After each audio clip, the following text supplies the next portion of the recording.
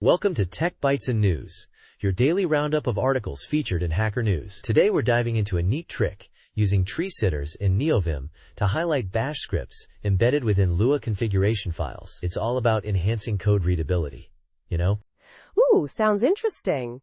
So the core problem is that the author has Lua code with bash scripts inside strings, right? And they want better syntax highlighting for those embedded scripts? Exactly.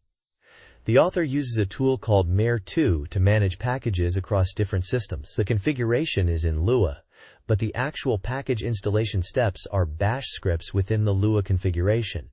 A bit messy for readability, wouldn't you say? Absolutely. Makes debugging and maintenance a nightmare.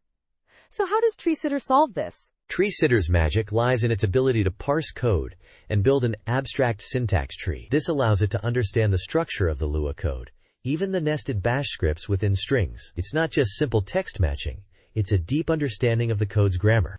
I see. So they're not just highlighting based on the delimiters, but actually parsing the content inside those delimiters as bash? Precisely. The key is the TreeSitter injection. They create a query.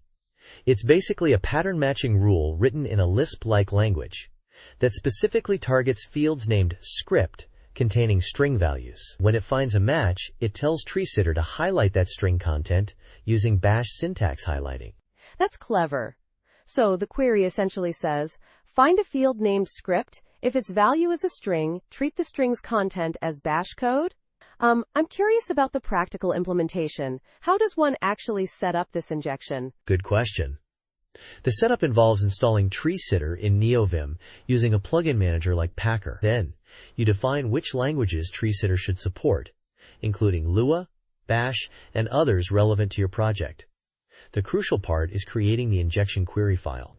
This file, written in a custom query language, tells TreeSitter how to identify and highlight the bash code within the Lua. And this query file goes where exactly? Is it a global setting or per project? It's placed in a specific directory within your NeoVim configuration. .config/nvim/queries/injections.scm. The part specifies the file type, in this case Lua, so TreeSitter knows when to apply the injection. It's specific to the file type, not global. So it's a very targeted approach. This is really elegant. I wonder, are there any limitations to this approach? Could it potentially lead to false positives if, say, a string happens to resemble bash code but isn't actually a bash script? That's a valid concern. The accuracy depends entirely on how well-defined the query is.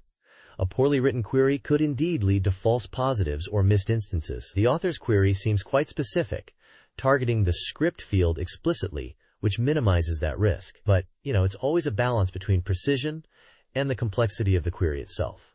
Right, a more complex query might be more accurate but also harder to maintain. It's a trade-off. This whole approach seems incredibly powerful, though. It's a great example of how TreeSitter can go beyond basic syntax highlighting to provide context-aware highlighting. Absolutely. It showcases the flexibility and power of TreeSitter for enhancing developer experience. It's not just about pretty colors. It's about improving code understanding and maintainability. Thanks for joining us on Tech Bytes and News. We hope you enjoyed this deep dive into TreeSitter and its clever application. Goodbye. Bye-bye.